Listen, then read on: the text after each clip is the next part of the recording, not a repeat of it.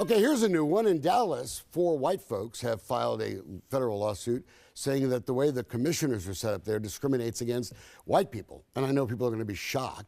But, you know, I do think, and I think you know this, over the next 5 or 10 years, it's going to become part of the conversation as the number of white people start to shrink versus the expansion of minorities, Hispanics, African Americans, Asians, folks from the Middle East, whatever.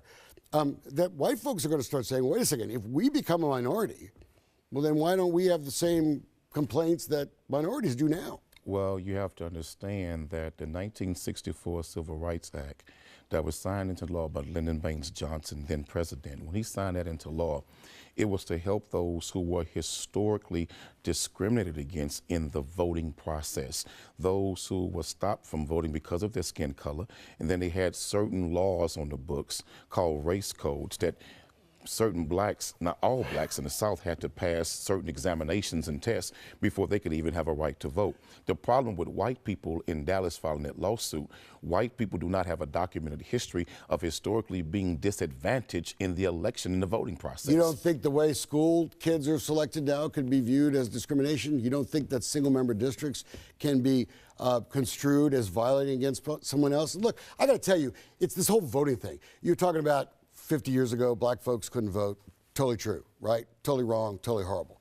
But who's stopping anyone from voting today because of the color of their skin? Well, then why are white folks in Dallas filing that lawsuit? No, answer my question. Who is stopping any black person in this country from voting? I hear about voter suppression all the time. There are many places in the South where white people feel that demographically they're now being outnumbered. They are. And so what they're doing, they are suppressing minority votes, because if they don't suppress them, the minorities will outvote them, and whites will now be today what they soon are becoming, the minority. And voting-wise, minorities will control the electoral process in America. Let me ask you one question. And look, I'm not that guy, but why wouldn't it be fair for white people to have the same ethnic or racial argument that black folk or Hispanic folks? Look, I don't believe race should be part of anything.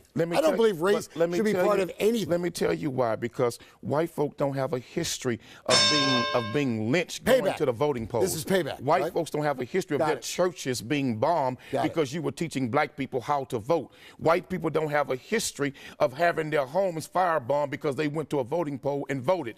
Here's the problem. This is what Minister Malcolm X said. This is a case of the chickens coming home to roost.